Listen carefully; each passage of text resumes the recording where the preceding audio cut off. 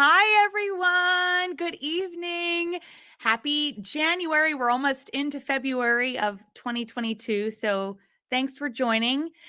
You might notice I have a sling on. Yesterday, I dislocated my elbow and I have a fracture on my elbow. So if you see me moving around or fidgeting, that's why, just taking care of that.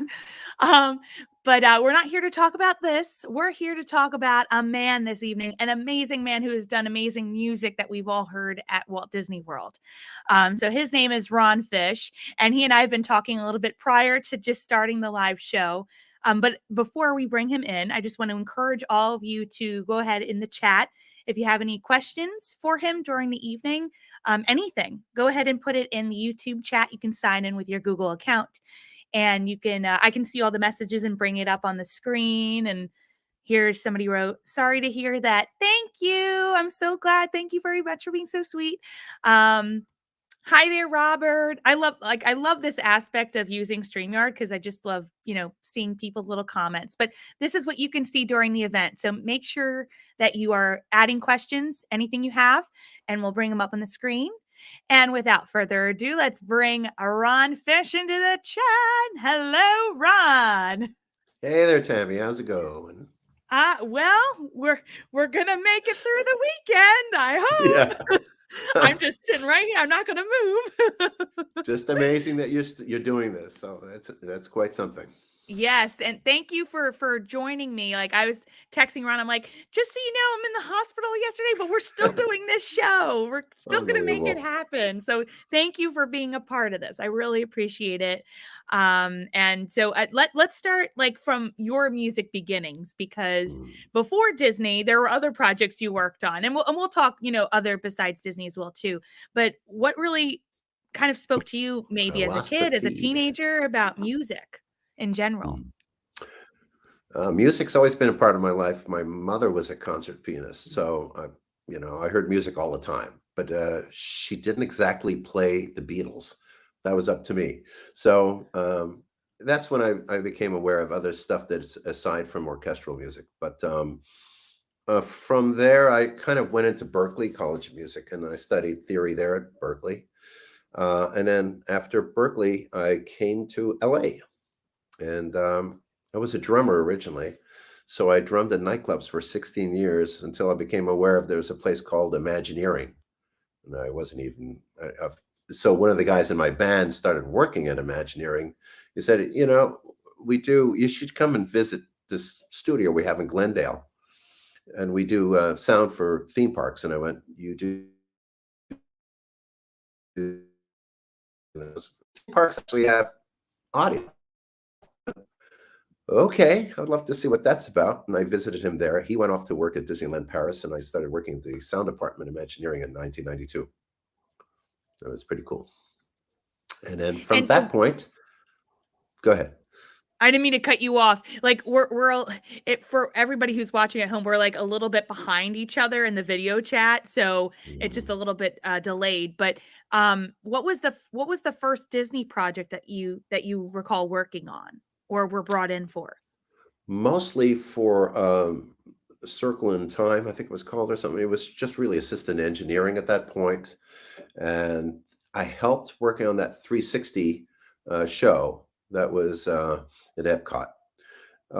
From that point, they said, "Hey, do you have some time? Do you mind if you kind of worked over here at Imagineering for a while?" I said, "Absolutely, would love to." So then I started a 2-year project, basically. Um, but I didn't get a chance to do sound design and music until later on, and that started developing slowly but surely while I was there, and I was there for 8 years. What projects were you hearing about that you would have loved to kind of like joined in on, but you heard about before they were really released or anything like that? Oh, well, the one that was probably of most interest to me for sound was Alien Encounter that was going on, but I think mostly because it was a fascinating how they did it with the binaural was it's just amazing. So, and then the mixing of it and the producing of that show. That show to me was a highlight for audio. It was quite something. And that started happening, I think, in '94. The other one that I was really interested in was the Twilight Zone Tower of Terror. That I worked on. So I had a chance to finally edit all the music that you heard. So that was pretty cool. And that was all the Q line stuff. And that show was also fascinating. I thought it was great.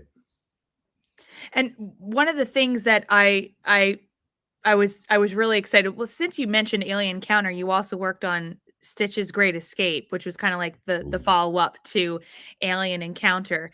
Did you steal anything or use anything from Alien Encounter, like just to put in as a little Easter egg that maybe we didn't hear, or maybe you had to like really hear with earbuds? Well, the Alien Encounter was something that I was watching them do. I wasn't involved in that. That's the beginning of what I saw some really great work there. There's different teams inside the sound department at that time. Some people were doing, amazing stuff. Some were doing more the regular kind of work. It wasn't that fascinating. Alien was very difficult to pull off. Um, the Twilight Zone Tower of Terror as a ride was incredibly difficult also to pull off physically for physical reasons. The audio also had some challenges there with Rod Serling. Stitch, on the other hand, the one that I worked on, there was no connection. So the living personalities or living characters, whatever they call that, actually was very different as far as the show. So there was nothing there. What I was asked to is listen to Alan Silvestri, his score. That was like, Oh, oh from yeah, the movie? yeah, Okay. And what yes. it like when did you did you get a copy of that music prior to the movie coming out? Because I remember the ride opened up, I think maybe after the movie, because Stitch Yes, it did. became this huge thing. Right. So, Yeah, did yeah. you hear it before the movie came out, or was this around the time the movie had already come out? The movie had already come out, so it wasn't difficult to find the soundtrack. The thing that was so cool about the Stitch was that it was interactive. So it wasn't as if it was a linear experience that you start here at frame 0 and you finish at frame an hour later. It was really, you could either go here or you can go there. It could, you're branching, what we call Mhm. branching in an interactive world. You could have Yeah. branched this way, that way, this way, that way. And so the music had to be written so that it could either go this, it can go to the left, it can go to the right, and it's a total Yes. different consideration that way. I love that aspect. I think a lot of people are mean about Stitch's Great Escape because it follows, it's following Alien Encounter, which is understandable. But as a kid, like I thought it was fun and it was really cool because I remember those moments of walking through the hallways because there's two theaters and you can hear the music coming with you. So you feel like you're in the scene now. So I always love that aspect. And I sometimes when I hear it like because I have some of the music on my iPod, I just love hearing that specifically. It's just so cool to kind of go throw back to that. I miss it being there because there's like nothing there now, but it was always fun. You know what I mean? Because who doesn't like Stitch? Well, Stitch Encounter is the one that I worked on, which is the living person. I think that show is slightly different than the one that was that we're speaking about. So that was the living characters, like the Oh, the Turtle living Crushed Turtle. characters. Okay, my Correct. Yeah. apologies because I they happened around the same time. We were talking about Right. this because they That's were correct. happening, Yeah. and it was like Crush's Turtle Talk with Crush, where it was like an Right. actual conversation with Stitch. And I Right. don't Right. think they brought it to Disney World. They kept it at Disneyland. Right. And I 'Cause went to Disneyland Paris, and it was over at Hong Kong. Disneyland. It appeared in different places apparently. I yeah. wasn't unaware of it, but I did. I installed and mixed it and did the show that went into Hong Kong Disneyland, and then And they again, they my take that and put it apologies because in different Tammy is places. still recovering from being in the hospital yesterday. So it's Yeah. not that I'm not prepared, but I'm not prepared and I'm really tired. So I Cool. apologize, Ron. Not a problem. The one thing I do have to bring up is you have the Mouse Gears store as the music that you worked on for Epcot. Yeah. And they just renovated that entire section, which a lot of people were upset with, including me, because it was just so unique. How Yeah. did you put the music together and the sound design for that specific? Because it's just a store, but it's an Mhm. experience walking through it.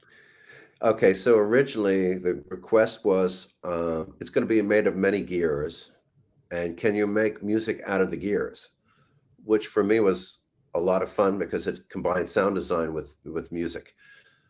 The music, not in so far as that there's any harmony or melody you'll ever remember, but it was the rhythm of the actual gears, and then putting them together, different small, large, medium-sized gears, and how they would interact in a musical fashion. So that was fun because I do love sound design and I do love music, but I like both of them. This gave me a chance to be able to do both simultaneously.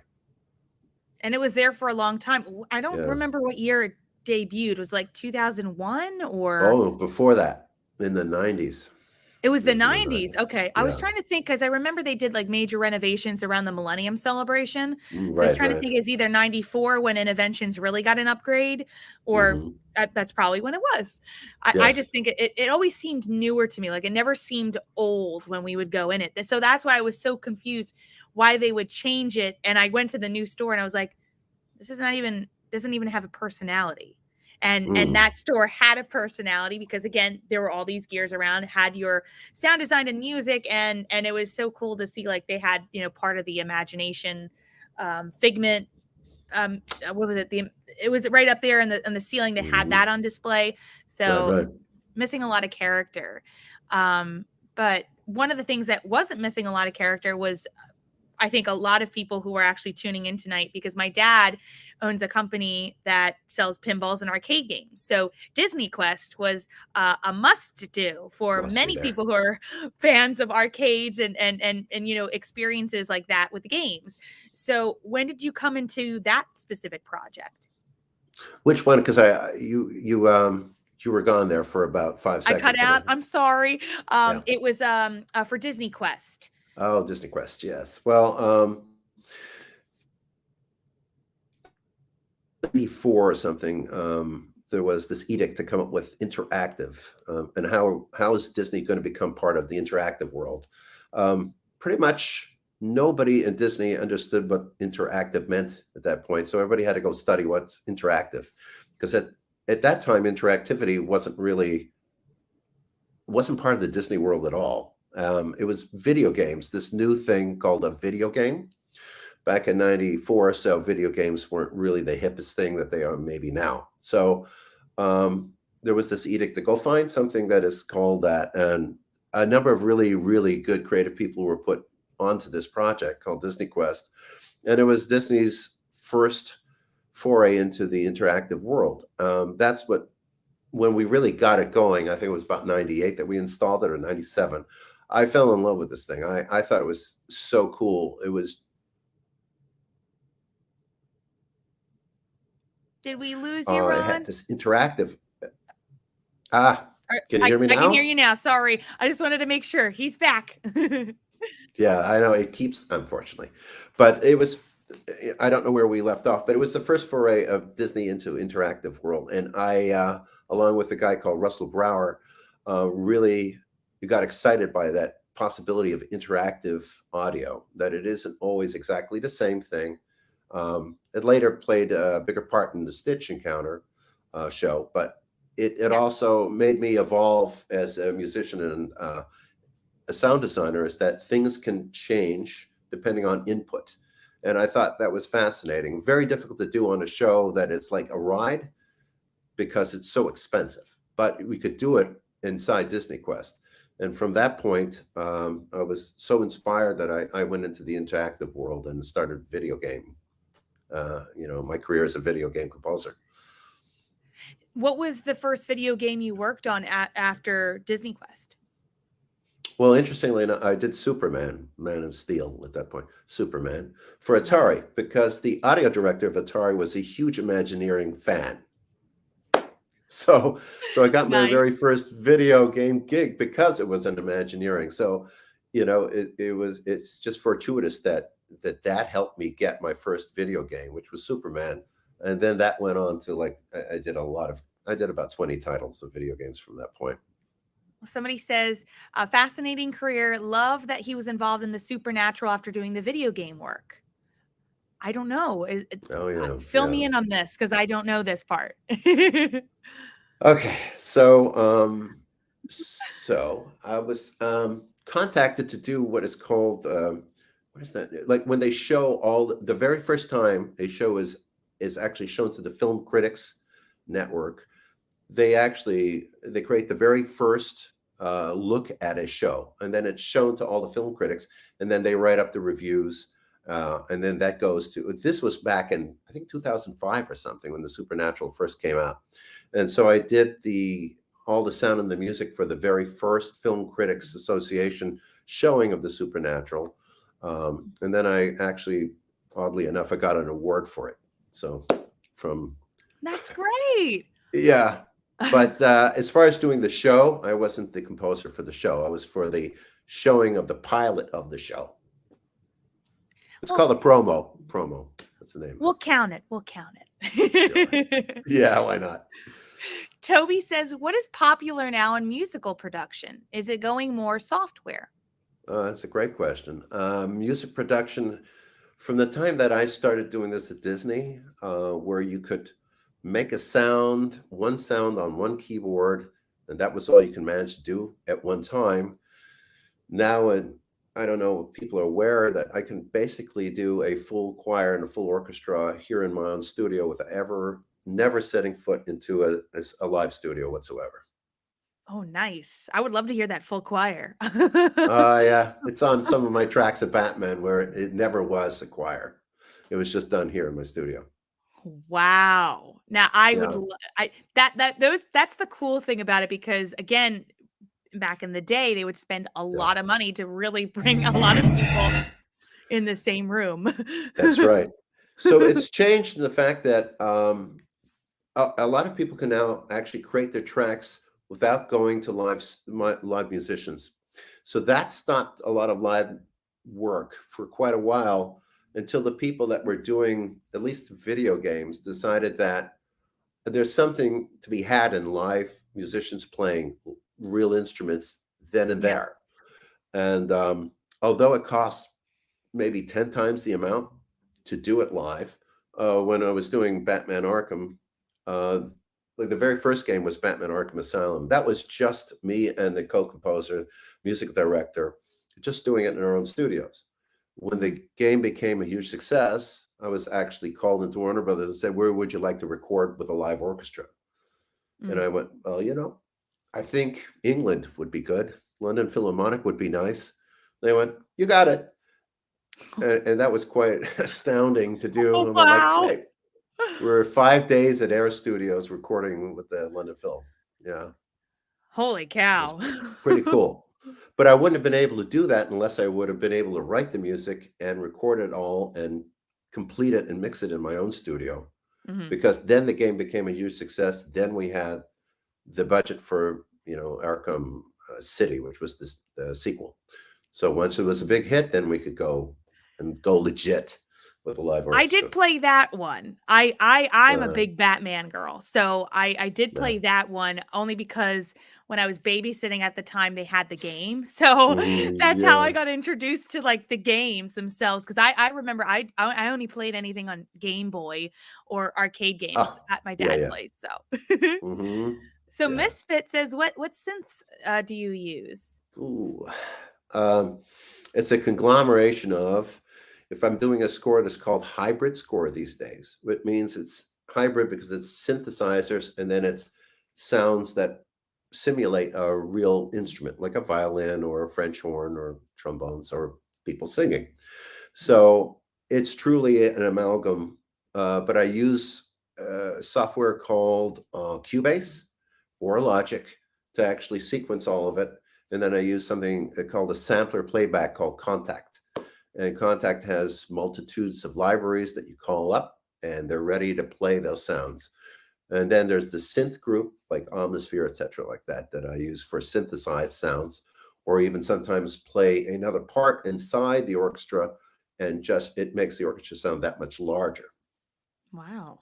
Very common technique here in LA, anyway. I would love to have I would love to see more behind the scenes footage of just individuals like yourself putting these together That's because fascinating. because yeah, we don't really get to see it. Like I know when I was in middle school we were introduced to GarageBand, which had like tracks and you would mix them Yeah, yeah. together and you felt Uh-huh. like you were a composer yourself. Sometimes I do it for fun because I'm just like I'll just play around with it, but it Yeah. is, and it's very difficult because you do have to make sure that it does, first of all, that everything meshes well together, and then it Mhm. also eases into the next part of the song. And it's difficult. It can be hard. So, Toby has a question where he says, "What's the easiest way for a newbie to get into the music, get into music production Production for for anything at this anything.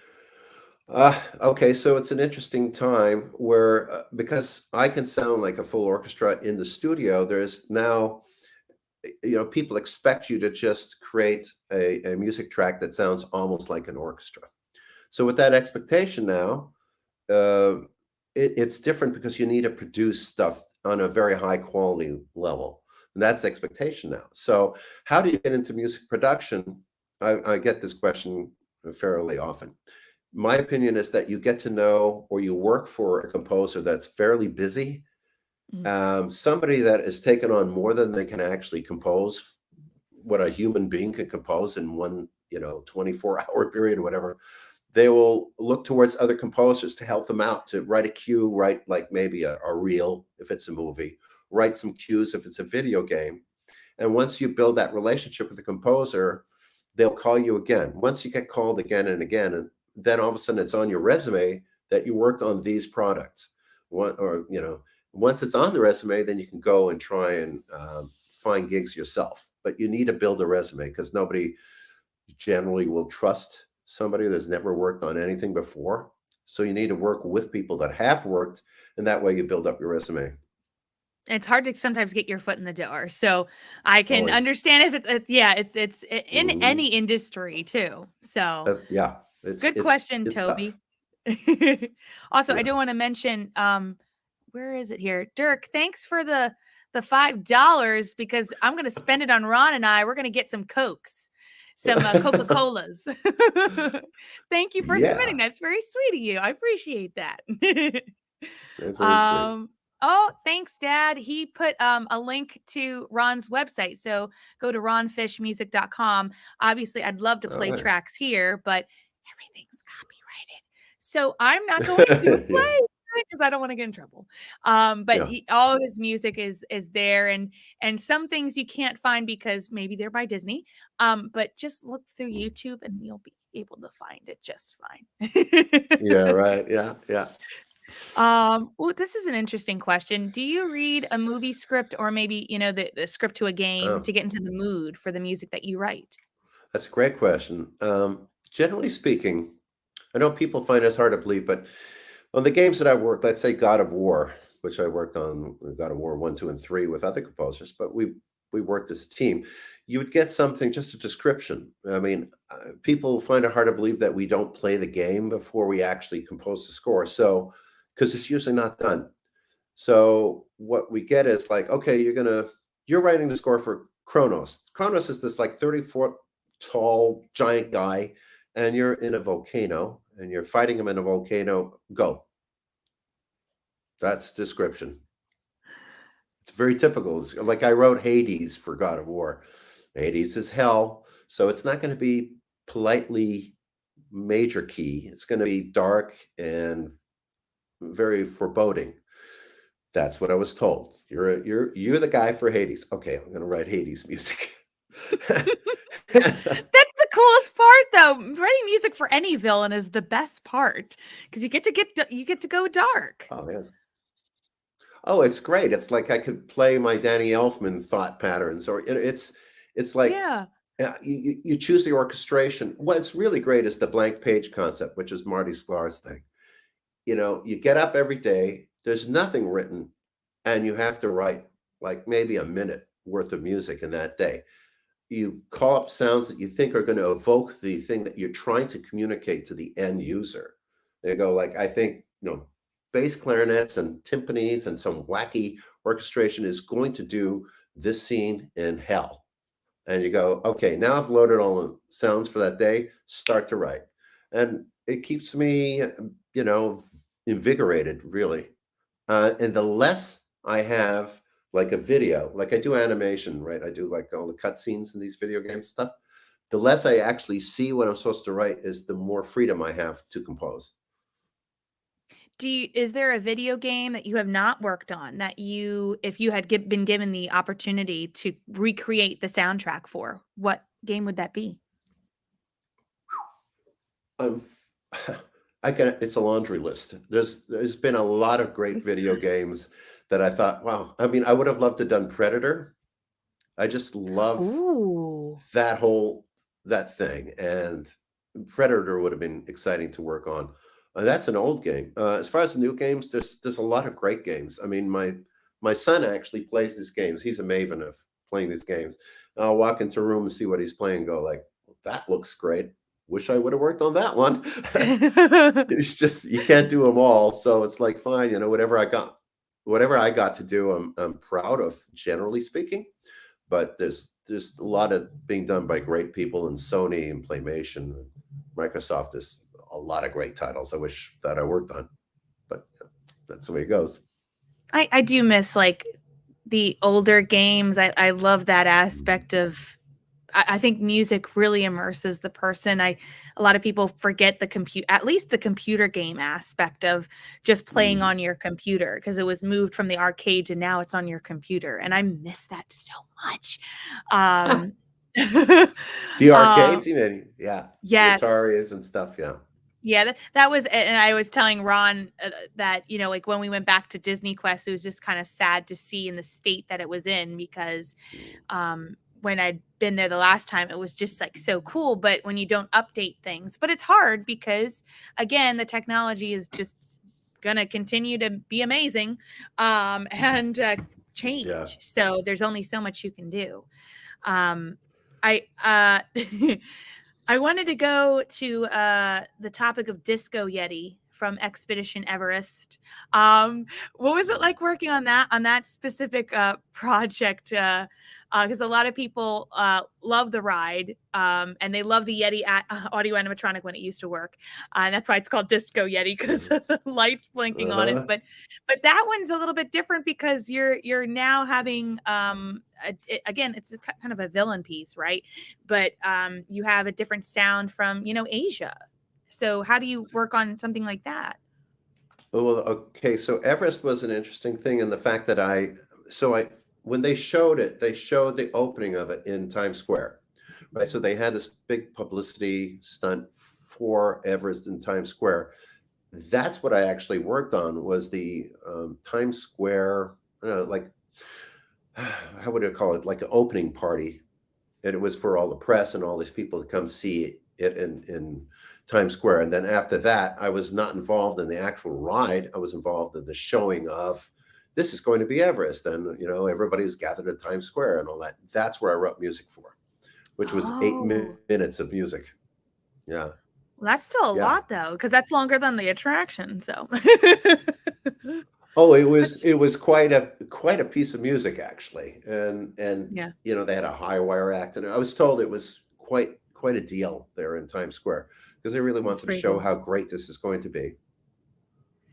And the one thing I like was emailing you about was Innoventions, because that was something that my sister and I just loved to do at Epcot, because Mm. you would get to see the latest and greatest in technology.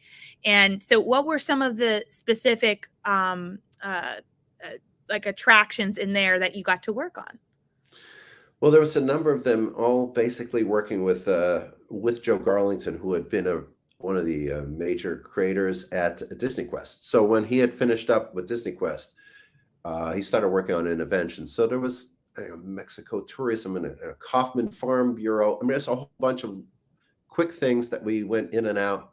And either it was like sound design and music or just music. So there was a number of these shows. They all were very quick turnarounds, like 3 weeks, a month, bang, just write it, put it in, see if it's playing all right, make a few revisions, and that was that. And so there was quite a few of those. I honestly don't remember a lot of them because they came and went so quickly. Yeah, I think because we were trying to uncover some of them. I think one of them was Hot Shot Business, which was by the Kaufman Foundation. Yeah, Is that how you say it? yeah, yeah. And that was cool. And I remember they had it there for a while. Then they moved it all online. So Really. I don't know if they That was I don't know if did they keep your music for the online version? Do you know? Or No, I don't believe so. My piece was this typical like 1950s bustling downtown piece, like very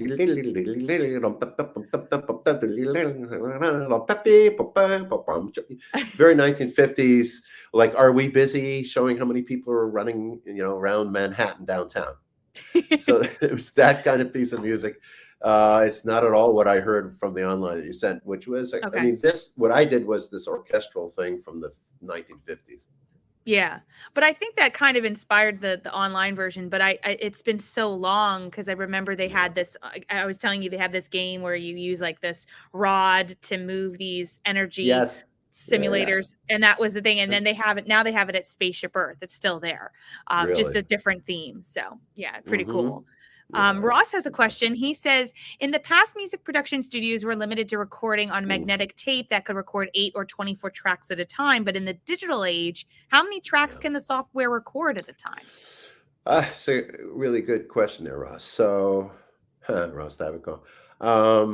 Now we can record up to, right at the moment, I have 800 tracks ready to record into, but they're not physical tracks. They're digital tracks onto just hard drives. So, it started when I used to just deliver a stereo track, and that was good enough. And then when I started working on God of War, they said, "Hey, can you give me just the violins?" And then it was, "While you're doing that, can you also give me the cellos?" "Oh, while you're doing that, could you give me the French horns? How about just give me the trombones? How about the triangle that you're playing?" So it became impossible to do on a tape because they were asking for 40 tracks, 50 tracks. So in this digital age, I usually deliver about 30 to 40 tracks wide of stereo. So that's Mhm. 30 track stereo is equivalent to 60 mono tracks. And I've been asked to deliver over 100 tracks deep. Mm. It just, every little possibility of sound, they want them all split out, oddly enough. I think I think sometimes they do that with film now, so then they can actually have the dialogue and the music be separate, Oh, because sometimes yes. they used to not do that. And I Hmm. remember, I'm trying to remember who it was. Again, my memory's all over the place right now, but there were conversations where they were trying to have, maybe it was actually the Great Movie Ride, like they were trying to use a piece of music, and you can only use like a certain section of it, and then you Yeah. have to make it weave into the next piece of music appropriately, Hmm. which I always find interesting. And you kind of have to make sure that they're layered. But I think it was because the Casablanca music was not separated by the dialogue, so they Right. had a possible issue there, which I found was really interesting. But yeah, it's I mean, nowadays I'm just about a mile away from Warner Brothers, and my next door neighbor is like he's heading up all the post production there. I can tell you that there's two stages there with 1,000 inputs, consoles, 1,000 inputs. So if you wanted to just can I get that lion roar that's way back there and everything? That's on its own little track there, and you go, oh, yeah, sure. Here's the lion roar that plays 50 yards in the back, because it's 1,000, literally 1,000 tracks. Yeah. It's insane. Amazing. Casablanca probably had like one track. Everything was mixed together. Yeah, there it is. You want the track? Here it comes. But nowadays, everything is split out into humongous wide tracks, and then they mix it from there, and they pre-dub it down to like sections. Like, here's all the dialogue, here's all the sound effects, here's all the music. In big groups. It's fascinating. I love it. It's fascinating to see him mix it. It is something else. So somebody's asking about a good Dick Dale story. What does this mean? Is this a bad thing, or should I? No, I played Dick Dale. Okay, so I played drums on Space Mountain, the track that played there for I think 15 years or something. They wanted to freshen up Space Mountain, so they had Dick Dale come in and play his kind of thing that he does, that kind of stuff. Okay. But there was no drummer. And so in the sound department, they knew that I did drum for a living. So they said, well, can you bring your drums and can you play on this track? I went, yeah, it's all part of the same gig. Sure, I'll just bring in my drum kit. And we spent 2 days in the studio breaking it up into tiny pieces of like drumming parts. And then we had Dick Dale come in, and then he and his bass player or whatever, his band, played on top of the drumming track that we had, and then mixed that all together and put that up in Space Mountain. And that's what played there, I think, for about 10 or 15 years or something like that. So I was drumming on that. But was that the Disneyland or the Walt Disney World one? Disneyland one. Okay. Disneyland just so I know where I can go listen for it when we're done. Yeah. So that was cool, but we never were in the studio at the same time. Shucks. Darn. But maybe he might be watching. Hey, Dick, do you have any other good stories? It was pretty cool. He was a legend even then. It was really kind of neat. That's really awesome, though. I love hearing more stories. Somebody said music can make or break a game. I think that's true. It's pretty true. I love that somebody listens to it. Here's the thing that's so fascinating. You can write a score that's great. God of War was considered kind of groundbreaking when it came out, and Batman has its fans also. But the thing is, it needs to be mixed so that you hear it. Yeah. So I would say the Sony group, even though in the Warner Brothers group, both of them did a great job of mixing it so that certain portions of the score you can actually hear it clearly. So there isn't a bunch of sound effects and a lot of fighting and a lot of talking all over the music. They left spots where you can clearly hear the score. So if it has room to be able to hear it, hopefully the people are enjoying the score. And I've found that over the years that people have listened to these soundtracks and are fans of it, which is pretty cool. Yeah, geez. We have Steven says, it's been fun and interesting as always. Great to hear these stories from Ron. Sorry about the album, but glad to hear you're okay. Rest up. Thank you. And this is a great way for me to sit and rest and enjoy some good stories. So I'm just glad we get to spend this evening together. Absolutely. Well, what about Haunted Mansion? Because I saw that was on your list. I know a lot of people love Haunted Mansion. I know I do too. So you worked on the Haunted Mansion at Disneyland, and what was this like when they renovated it, or? Yes, it was when they renovated. So this is fascinating. So on Thanksgiving, I was working with Glenn Barker. The request was to freshen it up and change actually how it's being played, right? So they have different devices playing back sound in all these shows. And at that point, we wanted to change it up to like a newer device. So that had higher frequency playbacks and stuff like that. So when you come into that whole area, there's this room that goes down, right? It's kind of an elevator. It stretches like that. I had to put in a thunder and a crash and a big blam And so we put in a subwoofer there, and it's really cool sounding. But I also found that the dialogue, I took it off of the mag tape, like literally off the tape, and put it onto a digital audio workstation.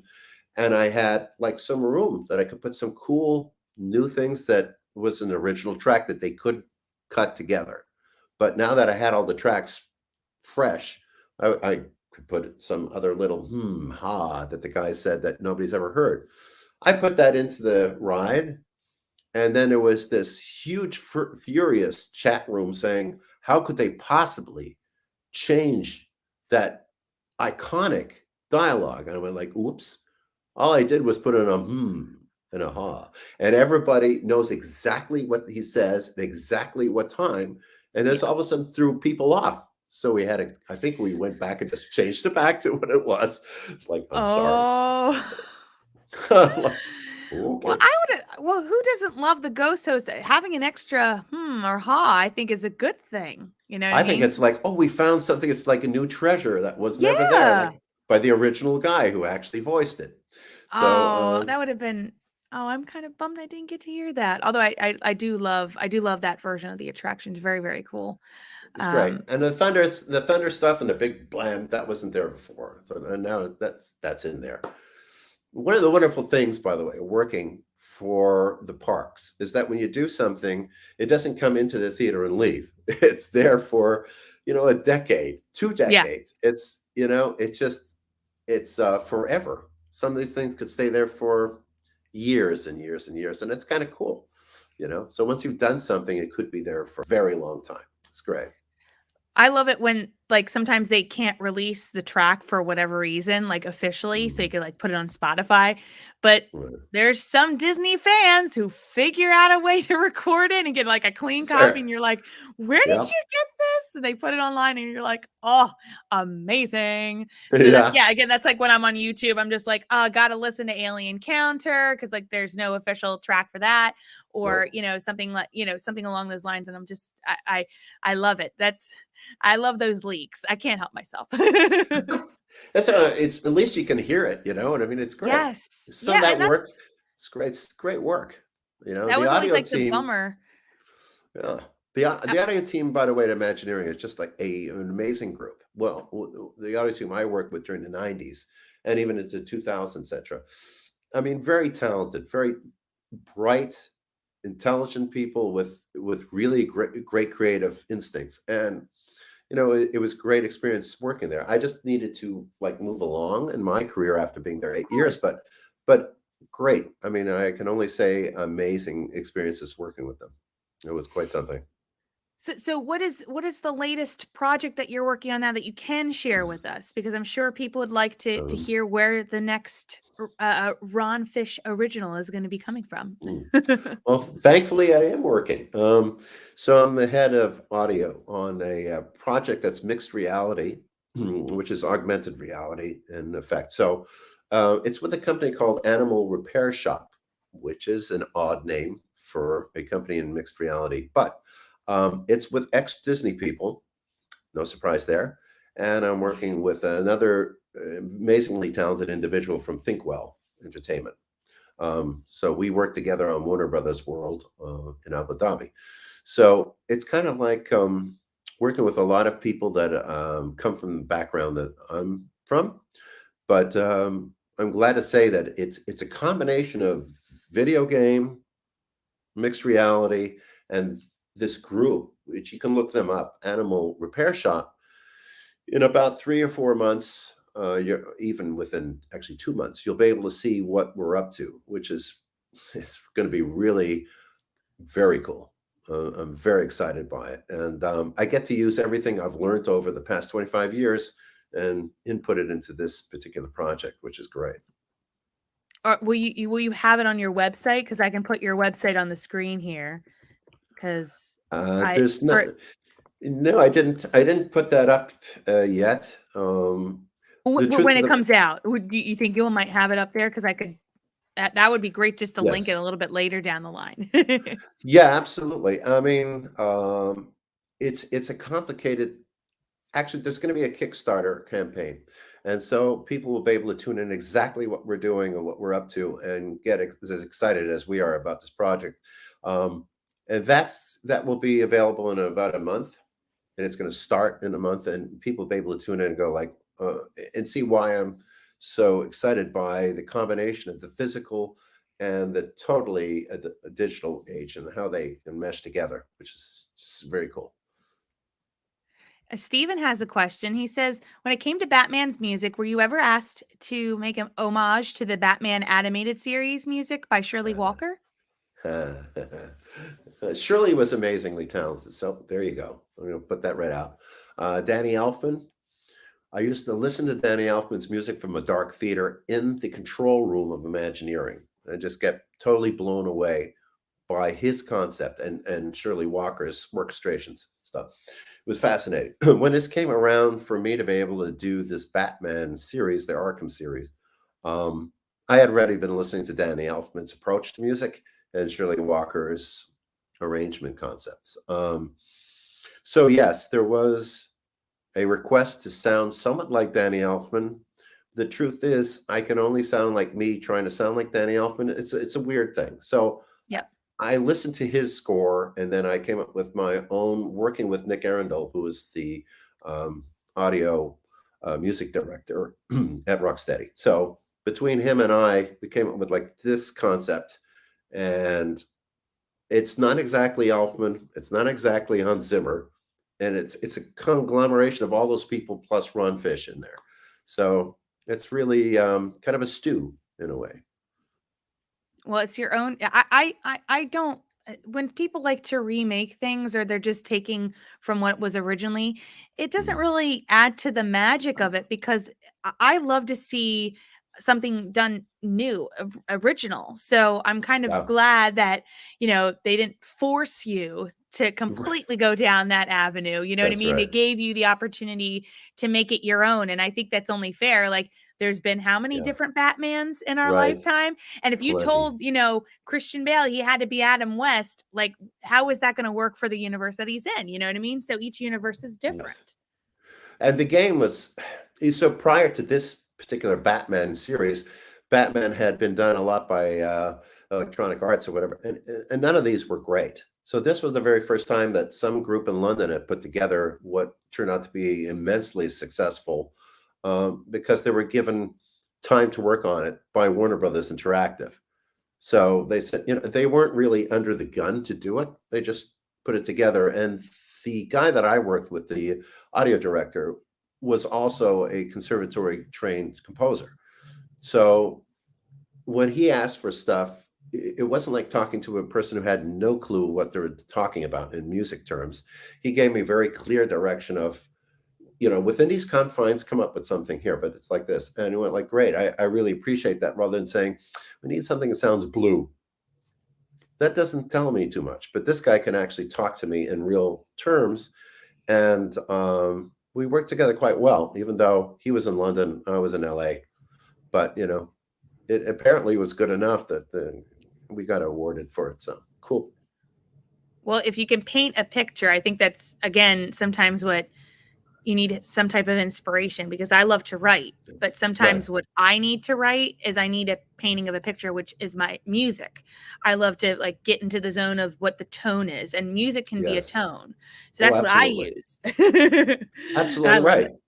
Yeah, you couldn't be more correct because it really has everything to do with setting the mood for whatever you're doing. It's to me, music's about setting the mood. And I do like audio. I like sound design. I like music. I like combining them Mhm. because in the end, it's all about frequencies, notes, frequencies, and low, high end. All these things put together. So that's inspiring to me is trying to mix and match those. Um, that's inspiring to me. And every day I get up, it's like, you got to write a piece of music today. So it keeps me alive. Yeah, I think music is just something that all of us can connect with, because for me, when I was working at my senior living facility, that was the biggest draw to Yeah. for a connection between everyone. And I think that, again, I think Yes. that's another reason why sometimes my memories of Disney are stuck with the music aspect of it. So when I'm walking through Innoventions, when I used to hear that theme, when you're Mhm. walking through a haunted mansion, you get the creeps, you know what I mean? You Yeah, you yeah. hear grim grinning ghosts and you can't help, but you're like, I can connect Great. that to like a memory of my first time riding that and screaming my head off. So yeah, and Mhm. it takes you back to those moments too. Do For you sure. remember going to the Disney parks, and do you remember at all any of the music themes at all? Anything that would take you back to that moment of going there when you were a kid? Well, I didn't live in this country when I was a kid. I'm Canadian. So I Oh, really, yeah, I'm from Montreal. So cool. I wasn't here at all. So I didn't experience that at all. But it's a little different when you're in the sound department. You're walking by people working on different, you know, jobs. So they're like, it's a small world. So, this person could be working on it's a small world. This person's working on rehabbing Haunted Mansion. This person's working on this. So you hear these pieces of music all the time, which is very different than walking into Disney and going, wow, that's cool. I mean, you would hear it on a daily, occurrence or a carousel of progress. You'd hear it like over and over again. So my Over and over. experiences, yeah, over and over. So my my experiences are a little different. But it's funny because you had George Wilkins on, and George is a friend of mine. George could write a tune that is an earworm. He was a master at writing Figment, let's say. Stuff that you kind of walk out of there and somehow you remember the tune. Yep. It's very different than some guys who are great orchestrators who can write like, and the orchestra's playing and playing. And when you leave it, you don't remember a thing they played. It was just a lot. There was a lot of notes, but you can't remember what those notes were for the life of you. George would take like, 8 notes and you'd remember it. Like, that's the tune. He would write that. Buddy Baker was another guy who could write something that it became iconic. You would Hmm. remember that. Or the Gershwins, or the, you know, whoever was writing, like, it's a small world, right? The Sherman brothers. If you Yeah. go into that ride, you can't not walk out of there and go, yeah, I remember that song. Like it or not, you're going to remember that 1 minute loop. George could do the same. He could turn something memorable. And when you left there, you go like, yeah, I remember this piece of music, which is, it's a great thing to be able to do. It becomes iconic that way. It certainly does, and you can't get away from it. That's why a lot of people just go back to like the older tunes that they remember when they were going in the theme parks, or even older Yeah. games. You know what I mean? Because I remember Hmm. some games had a specific tune, some of them have songs, and Yeah. I remember that specifically because I used to play like the Barbie detective games or the Nancy Drew games. So Right. that's Right. what's like an earworm for me Hmm. is some of those songs Yeah. and those tracks. So Well, there's no doubt that, along with being able to create massive pieces of music on computers, oh my there's a gosh. tendency, right? There's a tendency to go, well, I want, 50, musicians on my computer here. I want 150 guys to make sounds, whatever. It's a little harder then to realize you just need like a couple of notes actually could do it just fine instead of Yeah. having thousands of players because I'm just playing on a sequencer. Um, and again, it's that old school somewhat of a George Wilkins that somehow sometimes speaks louder than hundreds of musicians playing. Just Mhm. this concept of melody, etc. I was just talking to George yesterday. Just a great guy. I know, Love I George love Wilkins. George. Hi, George, if you can watch this. Yeah, How you he's doing? quite something.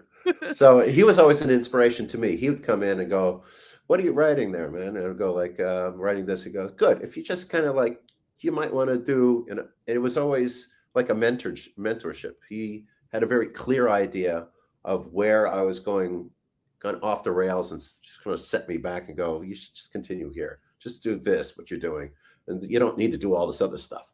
It's like, it's great. So he would come into the studios literally when I was working there, and he was a composer, really well known before I ever came there in '92. And I got to meet him, and then we struck up a friendship. And in lieu of Buddy Baker or something, it was George, and it was Yep. great meeting George. And Richard Bellis was there at that time also. Oh, Richard. I Yeah, haven't heard yeah. from him in a while. I hope he's doing well. Yeah, exactly. I haven't been in touch with Richard, but I got to meet him once, That was pretty cool there too. But it was nice being inside the sound department because you got to meet these people, you Mm-hmm. know, Running and into it's pretty cool. each other in passing, one of Hmm. those rare occurrences. It's like that era is gone now, Yeah. Yes, it but the is. music still remains. Yeah. Well, we have It one does. last question because we're actually we went beyond our 30 minutes. Hope that's Yeah, okay, I'm Ron. sorry. Sorry. I don't mind as long as you're All okay right. with it. It looks like everybody else is having a Okay. ball. So Good. Steve has this question where he says, "Who are your favorite Huh. composers for different types of movies?" Oh, well, okay. So one of my favorite movies you just mentioned here is Blade Runner. Blew me away when I heard it because for a number of reasons. First of all, the visuals were great. But what he did with the visuals was so outstanding for me. The other thing was it was one guy, and I realized for the first time that one dude could do all this, and it kind of lit me up saying, I would like to do that. I would like to be able to control all of the sound. Also, Vangelis was just doing some really bizarre stuff. That was Oh yeah. interesting to me. Ennio Morricone, of course, he's just another kind of dude altogether, coming really from European sensibilities to me, very like Nino Rota. And these were composers that they could take what we know and just kind of twist it ever so slightly. It wasn't like they were wacky or something, but they always had a different sensibility. And I think it came from being from Europe personally. Really cool stuff. I love James Newton Howard. I think he writes amazingly to picture. Yes. Um, Fascinating composer. Elfman has that his voice. It's Danny Elfman's voice. I mean, that's his thing, you know. You can always hear him. You go like it's great. Thomas Newman, another guy with a signature approach to how he's going to compose. Yes. Um, Yeah. these guys are like they're really popular for good reason because they each bring their own personality to the scene without being overbearing, which is it molds how you feel when you watch it. Like John Williams is great. John Williams is amazing. So Yep. there's We love there's him. and the nicest man I met him, just the nicest gentleman, like wonderful Aw. guy, wonderful guy. Hope that Yeah, answers the he's questions. coming to Philly in the spring. I was like, "Ooh, that's so cool. We get to have legendary Yeah. music composer John Uh, Williams." Yeah. he's amazing because he does so many styles and he's great at so many styles. So if you Mhm. listen to Jaws or you listen to Artificial Intelligence, they're completely different scores. Oh yeah. Completely AI has a beautiful score. Weird movie, gorgeous. but Yes, the very score at the end. oh, Oof. you're like sometimes I just watch the last 10 minutes of the film because like I die. I'm Oh, like, I I gotta can. let me tell you a story about the last 10 minutes. What I read. I Go ahead. read about this fascinating. Spielberg apparently said, "You just write something in music, and I'll cut to it." And that's why the score at the end of that movie is so beautiful because he just wrote, he composed, Oh. and Spielberg went, "That's great. I'll cut to that." I love that. Uh-huh. I love stories like that. That's when I wish like I could pick up the phone and be Yeah. like, "So Steven, tell me Yes, about Steve. working with John Yeah. on Hey, this one." Stevie. Hey, yeah, Yeah. I just had a question, tell me about, Yeah. Hook or AI, Mhm. yeah.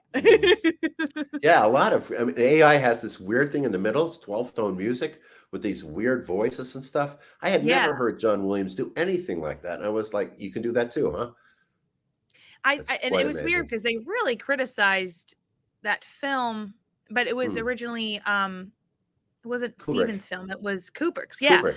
Yeah. So, I think a lot of people were not judgmental in a way that wasn't fair. So, maybe that's another reason that not a lot of people have heard that. Like, that's something if John Williams was doing, you know, music live, I would love to hear a little bit of that live. That would be I'll go amazing. with you. I'll go with you. Yeah, I got to yeah, hear you know that what? live. Come over Yeah. to Philly. We'll all Okay. go together. Everybody in the chat, we'll all come out. We'll go see John.